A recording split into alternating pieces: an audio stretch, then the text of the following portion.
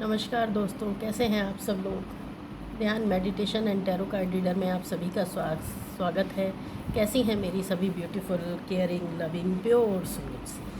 तो आइए आज हम चर्चा करते हैं रिस्पॉन्सिबिलिटी, जिम्मेवारी, उत्तरदायित्व। इस विषय पर आज हम चर्चा करते हैं। उत्तरदायित्व क्या है? एक व्यक्ति का किसी दूसरे व्यक्ति के प्रति किए हुए कार्यों को जो उसकी रिस्पॉन्सिबिलिटी बन जाते हैं, जैसे माता पिता का बच्चे के लिए, बच्चे का माता पिता के लिए, पत्नी का पति के लिए, पति का पत्नी के लिए। इसी तरीके से सबका एक दूसरे के प्रति कोई ना कोई उत्तरदायी होता ही है, एक दूसरे की जिम्मेवारी होती ही है। लेकिन कुछ लोग इसमें खरे नहीं उतरते, वो अपनी जिम्मेदारियों को छोड़कर भाग जाते हैं। चाहे तो बच्चे अपने माँ बाप की जिम्मेदारी छोड़कर भाग जाएं, या फिर माँ बाप अपने बच्चे की जिम्मेदारी छोड़कर भाग जाएं, पति अपने पत्नी की, पत्नी अपने पति की जिम्मेदारियों को छोड़कर भाग जाए।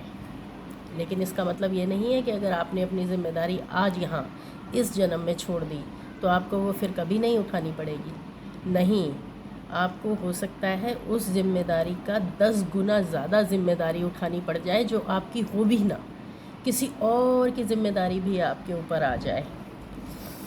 ऐसा होता है। इसमें कुछ ऐसा नहीं है कि आप सोचें नहीं, मैंने अपनी ज़िम्मेदारी से हाथ झाड़ लिया तो मेरा काम ख़त्म हो गया।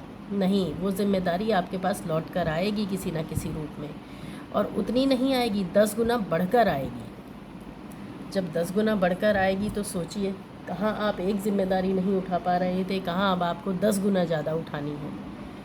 उसके लिए आपको क्या करना है? भागना नहीं है अपनी ज़िम्मेदारी से, अपनी ज़िम्मेदारी को अपना समझ के पूरे तरीके से उसके लिए काम करना है। हाँ, हो सके किसी ज़िम्मेदारी से मुंह ना मोड़ें, कभी भी किसी ज़िम्मेदारी को बीच में छोड़ के ना भागें। आप एक ज़िम्मेदारी छोड़ के भागेंगे, आपको पलट के 10 गुना ज़िम्मेदारी उठानी पड़ेगी। बहुत ही ध्यान करें, अपने गुस्से पे, क्रोध पे कंट्रोल करें, गुस्से पे काबू रखें, मत भागें इधर उधर, अपनी तरफ ध्यान दें। गुस्सा आता है, सबको आता है, मुझे भी आता है, आपको भी आता है, इसको भी आता है, उसको भी आता है, सबको आता है। परेशानियां भी सबके साथ हैं। ये जीवन इतना सरल नहीं है। सरल जब स्वयं भगवान के लिए नहीं था तो हम तो साधारण मनुष्य हैं, हमारे लिए ये जीवन कैसे सरल हो सकता है। जैसे आप देख रहे हैं, भगवान श्री राम मर्यादा पुरुषोत्तम, हर चीज़ के ज्ञाता, उनके लिए भी तो जीवन में कष्ट था ना। पहले पत्नी का वियोग ऐसे, और फिर पत्नी का वियोग वैसे, संतान का वियोग रहा उनको।